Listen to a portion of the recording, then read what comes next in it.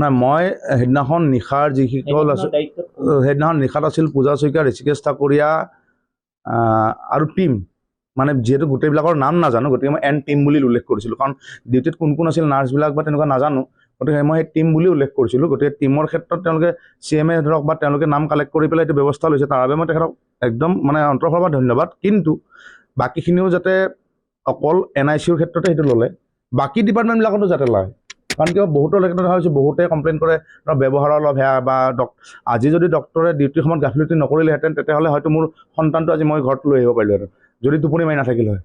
আৰু কিছুমানে কৈছে ভানুপ্ৰিয়া মিছনৰ দোষ আছে, তেওঁ গাখীৰ বনাব যোৱা বুলি এটা কথা হৈছে, তেওঁ গাখীৰ বনাব যাওঁতে অন্ততঃ তেওঁৰ লগত যোন আছিল তেওঁ দায়িত্ব যে মই গাখীৰ বনাব যাওঁ তই চাবি বা তুমি চাবা বুলি কাৰোবাক ক'ব লাগিছিল, নোকোৱাৰ কাৰণে আজি এই ঘটনাটো সংঘটিত হ'বলৈ পালে। আৰু যিখিনি আপোনাৰ কাৰিকৰী বিজুতি, যেনেকৈ হেৰিখন ট্ৰলিখন ভাঙা আছিল, ট্ৰেখন বুলি ক'লোঁ, ট্ৰেখন ভাঙা আছিল এটা ছাইড, গতিকে যাতে ভাঙা বস্তুটোৰ ক্ষেত্ৰত হেৰি লয়, মানে এইখিনি মানে শুধৰণি কৰে, ডেমেজ বস্তুবিলাক আঁতৰাই এটা ভাল হেৰি দিয়ে। আৰু যিহেতু এখন বেডত 3টা থোৱা আছিল, 3টাৰ ঠাইত যাতে এটা থোৱা যিটো চিষ্টেম সেইটো কৰে, এতিয়া শুনা পাইছোঁ এতিয়া থয় বুলি, কিন্তু সেইটো ক্ষেত্ৰত যাতে এইটো সদায় চলি থাকে।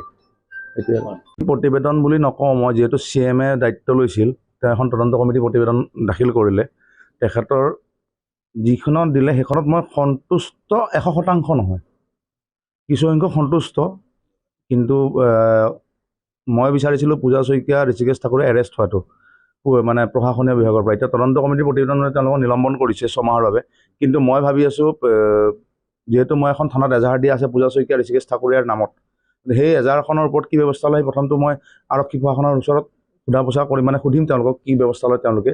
আৰু মোক আগতে কৈছিল যে এইটো চৰকাৰী কিবা নিয়ম মতে মানে হেৰি কি কয় মানে যেনেকৈ ভানুপ্ৰিয়া মিছনক প্ৰথমতে ছাছপেণ্ড কৰিছে তাৰপিছতে এৰেষ্ট কৰিছে, তেনেকুৱা কিছুমান নিয়ম নীতি আছে বুলি মোক জনাইছিল আগতে, গতিকে সেইখিনি জানি লওঁ কি হয় তেওঁলোকে। কিন্তু মই সম্পূৰ্ণ 100% মানে হেৰি নহয়, মানে সন্তুষ্ট নহয়।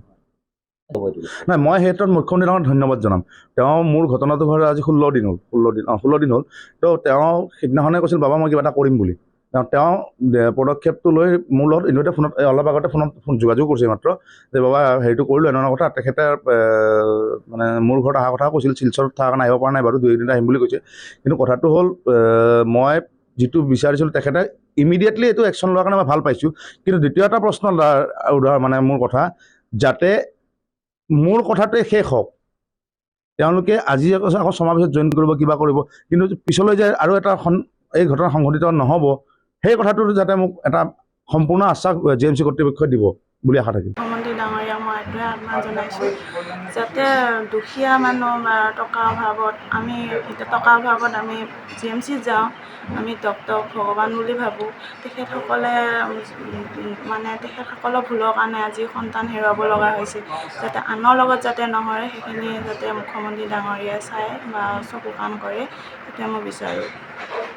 সন্তুষ্ট নহয়, কাৰণ তেখেতসকলে 6 মাহ হেৰি কৰিছে, আকৌ আহি আকৌ সিহঁতে একেটাই ভুল কৰিব, মানে মোৰ চিৰজীৱনৰ কাৰণে যাতে তেখেতসকলে চাকৰিৰ পৰা নিলম্বন কৰে, যাতে কোনো মেডিকেলত বা কোনো হেৰিত যাতে সিহঁতে আৰু মোৰ লগত যিখিনি হৈছে আনৰ লগত যাতে নহয়, মই সেইটোৱে বিচাৰোঁ।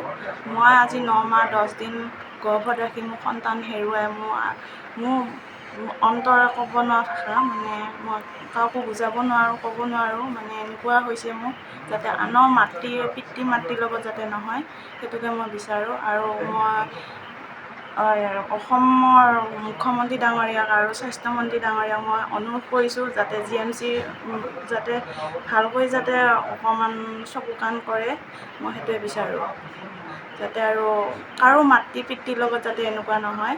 যিকোনো খবৰৰ বাবে যোগাযোগ কৰক 7099017330 লগতে 7099017110 নম্বৰত।